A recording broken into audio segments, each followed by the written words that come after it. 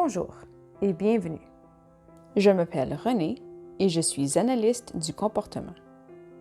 Il s'agit du premier module de la série Créer un environnement positif. Tout au long de ce module, je vous guiderai pour renforcer la positivité. Les concepts présentés dans ce module et dans les modules à venir jetteront des bases solides pour l'amélioration de l'environnement, tant pour les personnes que nous soutenons que pour nous-mêmes, qui soutenons ces personnes. Nous discuterons de stratégies qui vous fourniront des moyens de prévenir les comportements difficiles. Elles contribueront également à nous assurer que notre environnement est propice à l'apprentissage de nouvelles compétences et à l'amélioration de la qualité de vie pour ces personnes. La vidéo durera environ 20 minutes et, pendant la semaine, vous aurez du temps pour mettre la technique en pratique. Faits amusants sur la positivité. La plupart des études sur l'optimisme ont montré que ce trait de caractère est bienfaisant. Les personnes optimistes jouissent d'une meilleure santé mentale et peuvent même vivre plus longtemps. Selon une théorie avancée par la clinique Mayo, le bienfait de la pensée positive pour la santé serait associé à la perspective positive, qui permettrait de mieux supporter des situations stressantes et réduirait par conséquent les effets nocifs du stress sur la santé et le corps. Voyons quelques-unes des bienfaits de la pensée positive sur la santé. Longévité accrue, taux de dépression réduit, taux de détresse réduit, plus grande résistance au rhume, amélioration du bien-être psychologique et physique, amélioration de la santé cardiovasculaire et réduction du risque de décès par maladie cardiovasculaire, meilleure capacité d'adaptation pendant les épreuves et les périodes de stress. Ce sont là de très bonnes raisons d'être positif. Nous pouvons commencer au travail, tant avec nos collègues de travail qu'avec les personnes que nous aidons. Avant de commencer ce module, posons-nous 3 questions pour savoir à quoi ressemblent vos compétences en matière de positivité. Veuillez prendre votre fiche technique. Reportez-vous au graphique pour savoir à quoi ressemble la fiche technique et où vous devez écrire vos réponses. Pouvez-vous imaginer des avantages qui pourraient être liés à une plus grande positivité au travail? Notez simplement ce qui vous vient immédiatement à l'esprit. Pas besoin d'écrire des phrases complètes.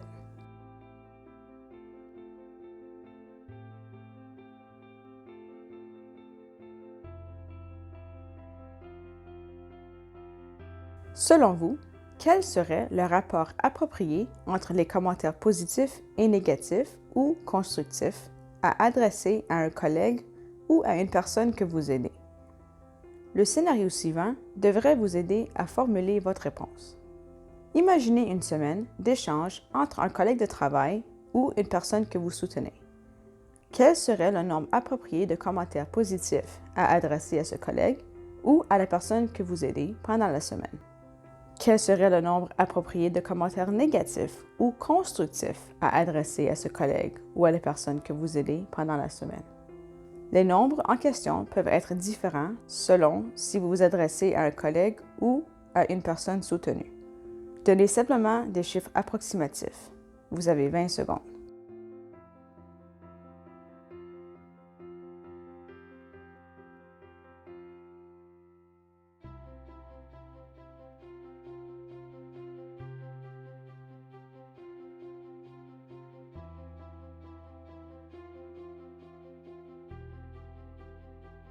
Lorsqu'une interaction négative se produit, que pourriez-vous faire pour en minimiser les effets? Vous avez 20 secondes.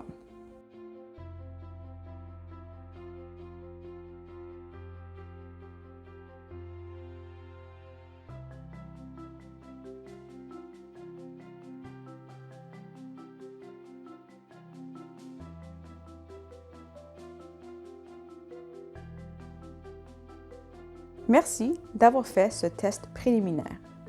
Vous pouvez examiner vos réponses en collaboration avec votre superviseur ou votre équipe. Dans le secteur des services développementaux, il est probable d'avoir à composer avec une personne pouvant être complètement incontrôlable et incapable d'apprendre. Une personne qui perturbe d'autres personnes avec qui elle vit ou interagit en les blessant et se blessant elle-même. Dans de telles situations, il est courant que pour un seul commentaire positif adressé à cette personne, on lui en adresse 8 autres qui sont négatifs. Une personne de ce genre entendra par exemple « Arrête »,« Calme-toi »,« Ne fais pas ça »,« Tais-toi »,« Ne touche pas » et « Arrête de bouger ». Au lieu de ce rapport 1 pour 8, on devrait viser le rapport inverse. Idéalement, on devrait adresser à une personne ou à un groupe un minimum de 8 commentaires positifs pour chaque commentaire constructif. Avec un rapport de 8 à 1, on se donne l'occasion d'être plus proactif que réactif. Quand vous êtes proactif, vous pensez à ce que vous voulez vivre à nouveau à l'avenir. Quand vous êtes réactif, vous essayez de changer quelque chose qui s'est déjà produit. Il vaut mieux penser à l'avenir. Parlons de la façon dont vous pouvez intégrer des commentaires plus positifs pendant votre journée au travail. Ces conseils conviennent aussi bien pour vos collègues que pour les personnes soutenues. 1. Concentrez votre attention, vos reconnaissances et vos éloges sur les comportements appropriés, utiles et axés sur la tâche, plutôt que sur les comportements négatifs des personnes qui vous entourent. Vous devriez être à l'affût de ce qui est bien au lieu de voir seulement ce qui est mal. Par exemple, excellent travail en file d'attente. C'est merveilleux que tu sois resté pour pratiquer 15 minutes de yoga virtuel. Vous pouvez aussi simplement donner un coup de pouce et un sourire. 2. Prenez le temps de voir les comportements positifs dans une situation donnée. Vous pourrez ainsi réaliser que même les personnes conflictuelles, souvent exclues en raison de leur comportement difficile, possèdent des qualités qui compensent leurs défauts et ne sont pas toujours mauvaises. Même les personnes ayant des comportements problématiques peuvent être perçues de façon positive. 3. En se concentrant sur les comportements positifs, il est probable qu'ils se produiront plus souvent. Cela signifie également que vous observerez probablement une diminution de certains comportements négatifs. Ce changement mènera ensuite à une augmentation du nombre d'interactions positives survenant spontanément dans l'environnement. Le fait de mettre l'accent sur ce qui est positif vous aidera à établir des relations positives dans votre milieu de travail. Il est bon de mettre en lumière le comportement positif d'une autre personne et une telle attitude peut même devenir une habitude. Plus vous adopterez cette attitude au travail et à la maison, plus cela deviendra une habitude pour toutes les personnes que vous y croisez. Le fait d'adresser fréquemment des commentaires positifs contribue à rendre plus plaisante la vie quotidienne des personnes soutenues et celle de vos collègues de travail. Les interactions négatives, au contraire, diminuent la jouissance de la vie et les comportements problématiques peuvent prendre de l'ampleur. Une façon simple d'aborder cette stratégie est de réfléchir aux choses que vous voulez voir plus souvent chez vos collègues et les personnes soutenues et d'accorder une attention minimale aux choses que vous voulez voir moins souvent. Certains comportements que vous remarquez peuvent sembler banals ou quotidiens. Mais n'oubliez pas que les gens aiment être reconnus pour leurs efforts et que, si nous voulons que ces efforts se maintiennent et se multiplient au fil du temps, nous devons les reconnaître. Voici quelques idées pour vous lancer. Dire « Merci d'avoir vidé le lave-vaisselle » ou « aider les gens avec sa feuille de travail ». Soyez précis pour que la personne réalise ce qu'elle a fait de bien et soit disposée à le refaire. Annoncez au groupe ce qu'une personne a fait de bien en disant, par exemple, « Hey, regardez Joanne, elle est en train de nettoyer toute la salle. » Écrire une note d'appréciation. C'était tellement agréable en arrivant au travail de constater que ceci et cela était fait avant même que j'arrive. Je vous en dois une. Informez le superviseur du bon travail effectué par une personne. Pour que vous le sachiez, David a fait un excellent travail d'animation à la réunion ce matin. Ou donner un high five et sourire devant des comportements positifs. Voyons comment réagir lorsque nous remarquons un comportement positif de la part d'un collègue ou d'une personne que nous soutenons. Exemple 1 pour les collègues. Un collègue remplit le bac à papier de l'imprimante ou du copieur pour que la prochaine personne à l'utiliser n'ait pas besoin de le faire. Ou un collègue a aidé à organiser une séance Zoom pour l'équipe sans qu'on lui le demande. Exemple 2 pour une personne soutenue. Une personne soutenue, qui attend souvent qu'on lui donne un coup de main pour effectuer une tâche, entreprend d'elle-même une partie de la tâche. Par exemple, se brosser les cheveux. Une personne soutenue a aidé une autre personne à accomplir une tâche difficile. Par exemple, attacher les chaussures à un pair. Ou une personne soutenue a porté un sac d'épicerie. Voici un petit questionnaire. Dans le cas du collègue qui a rempli le bac à papier, vous devriez A. Dire merci.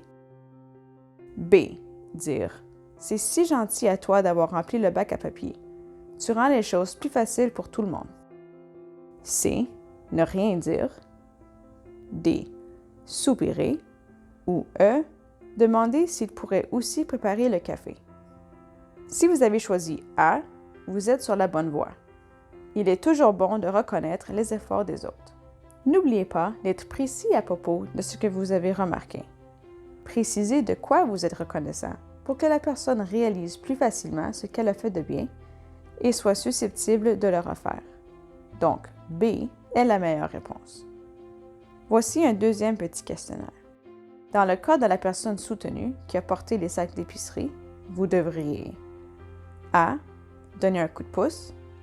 B. Dire « Tu fais quelque chose de bien pour tout le monde dans la maison. Merci d'avoir apporté le sac d'épicerie. » C. Ne rien dire. D. Demander un autre service. Ou E. Attendre qu'un comportement difficile se produise et attirer l'attention sur ce comportement. Si vous avez choisi A ou B, vous avez raison. Toutefois, B est la meilleure réponse. Penchons-nous sur un scénario possible dans un milieu de soutien. Après avoir vu cette scène, vous pourriez jouer une autre scène inspirée des personnes soutenues par les membres de votre équipe et vous-même. Un logement en activité soutenue est un endroit très occupé. Le personnel y accomplit des tâches quotidiennes tout en essayant de faire participer les personnes qui y vivent à des activités. Pour garder les gens engagés, 2 membres du personnel doivent généralement offrir un soutien verbal pour que les personnes poursuivent les activités. L'acteur 1, Darius, jouera le rôle d'un membre du personnel, et l'acteur 2, Yumi, celui d'une personne ayant généralement besoin d'un soutien verbal important pour prendre part à des activités. Yumi prend part à une activité artisanale de façon autonome, en l'absence d'encouragement verbal et de soutien. Darius profite de l'occasion pour reconnaître la bonne participation de la personne à l'activité et l'en féliciter. Wow! Vous vous débrouillez bien avec ce dessin. Le personnel félicite ensuite les autres personnes qui participent à l'activité en précisant qu'elles le font en nécessitant moins de soutien que d'habitude. Il est temps de mettre en pratique la compétence visant à renforcer la positivité. Qu'est-ce qui vous vient d'emblée à l'esprit quand vous voyez cette image? Au-delà du comportement difficile, pouvez-vous trouver des aspects positifs dans cette situation? Y a-t-il des aspects que vous pouvez commenter? Bien sûr, vous remarquez d'abord que la personne déchire son livre, mais tentez ensuite de trouver 8 aspects positifs à commenter. Asseyez-vous avec la personne qui déchire le livre et montrez-lui comment feuilleter un magazine de la façon appropriée. Félicitez-la lorsqu'elle arrive à bien tourner les pages. Ou trouvez-lui une activité qui lui gardera les mains occupées, par exemple, déchiqueter du papier dans le bureau. Donnez un coup de pouce et souriez à la personne qui lit. Dites aux gens qui participent à un jeu vidéo qu'ils travaillent bien ensemble et que leur score est très élevé. Remerciez votre collègue d'avoir fait le ménage. Obtenez des points supplémentaires pour demander si elle a besoin d'aide. Pour la semaine 1, trouvez au moins 3 choses positives que vos collègues ont faites cette semaine et commentez-les. Et trouvez au moins 5 choses positives que les personnes soutenues ont faites cette semaine et commentez-les. Écrivez vos commentaires sur votre fiche technique, que vous pourrez ensuite examiner avec votre superviseur. Pour la semaine 2, prenez le temps de noter tous les commentaires négatifs que vous avez faits pour les comparer à vos commentaires positifs. Quel est le rapport entre les deux? Que pouvez-vous faire pour l'améliorer? Lors d'une interaction négative, les interactions ne peuvent pas toutes être positives. Nous devons veiller à ne pas laisser une situation stagner dans une atmosphère négative pour éviter de rendre la vie et le travail plus difficiles pour tout le monde. Voici quelques lignes directrices à suivre en cas d'interaction négative. 1.